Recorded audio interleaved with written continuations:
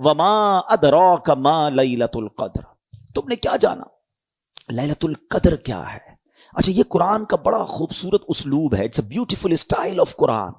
جب قرآن کو کوئی چیز انفسائز کرنی ہے، ہماری اٹریکشن چاہیے، ہمیں بتانا ہے کہ دیر از سم تھنگ اسپیشل، تو قرآن خود ہی ہم سے سوال کر رہا ہے وما ادراک ما لیلۃ القدر، تم نے کیا جانا لیلۃ القدر کیا ہے؟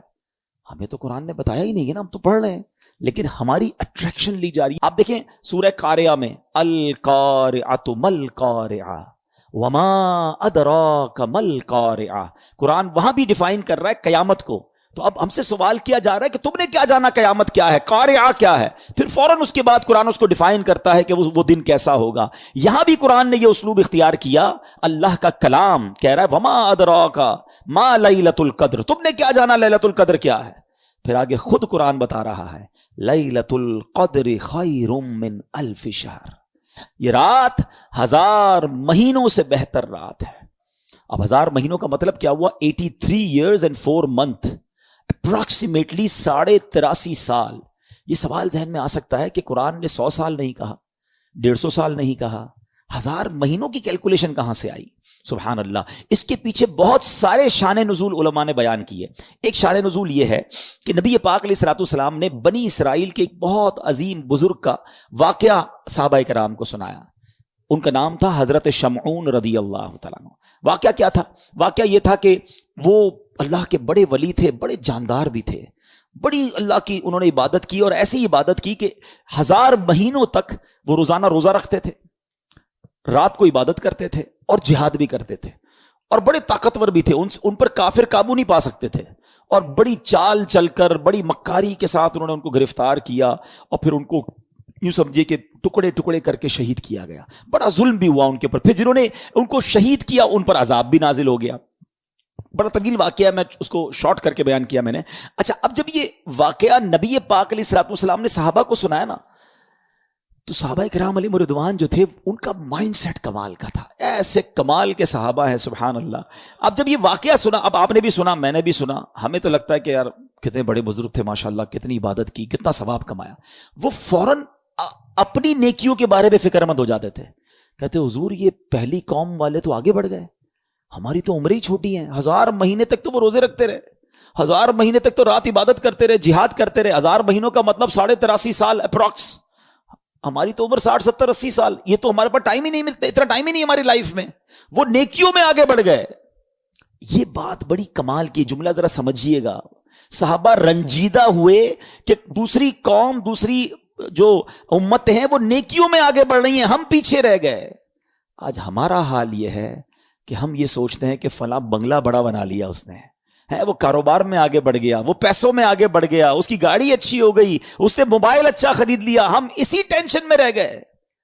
مجھے آج تک یہ بات سمجھ نہیں آتی کہ جو کسی کا گھر، کاروبار یا اس کی ویلتھ دیکھ کر ڈی مورلائز ہوتا ہے، اپنے آپ کو پیچھے فیل کرتا ہے، وہ کسی تہجد گزار کو دیکھ کر کیوں نہیں پیچھے فیل کرتا کہ یار یہ تہجد پڑھتا ہے میں نہیں پڑھتا، یہ روز قرآن پڑھتا ہے میں نہیں پڑھتا، یہ دین کا کام بھی کر رہا ہے، کاروبار بھی کر رہا ہے، میں تو صرف کاروبار کر رہا ہوں، میں تو دین کو ٹائم ہی نہیں دے رہا. میں اپنے آپ کو اس وقت کیوں شائع فیل نہیں کرتا، اس وقت کیوں میرے دل میں یہ بات. یہ صحابہ کرام کا انڈرسٹینڈنگ لیول تھا کہ جب بھی وہ کسی کو نیکیوں میں آگے بڑھتے دیکھتے وہ چاہتے ہم بھی آگے بڑھے. پلیز کمپٹیشن لائف میں یہ والا لاؤ. یہ جو دنیا کا کمپٹیشن ہم لے آئے نا، اس میں کبھی بھی پرسکون نہیں ہو گیا. ہر شیر کا سوا شیر موجود ہے. آپ لاکھ پتی ہو جائیں گے تو کروڑ پتی نظر آئے گا، کروڑ پتی نظر آئیں گے تو ارب پتی نظر آئے گا، ارب پتی بھی بن جاؤ گے تو پھر آگے اس سے آگے والا نظر آئے گا، اور اسی ریس میں زندگی ختم ہو جائے گی. کرنا کیا ہے؟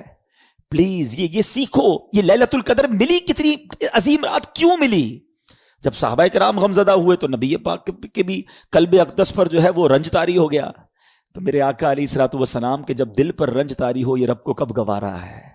جبریل امین آئے، کہا حضور آپ غمزدہ نہ ہو، اللہ کریم نے آپ کی امت کو ایک رات ہر سال ایسی عطا کر دی ہے جو اس رات میں عبادت کر لے گا حضرت شمعون کی 1000 مہینوں سے کی گئی رات سے زیادہ ثواب حاصل کر لے گا. लैलतुल क़द्री खैरुम मिन अल्फि शहर, बराबर नहीं कहा कुरान ने कि वो रात 1000 महीनों से बराबर है, नहीं, कुरान कहता है 1000 महीनों से अफजल है।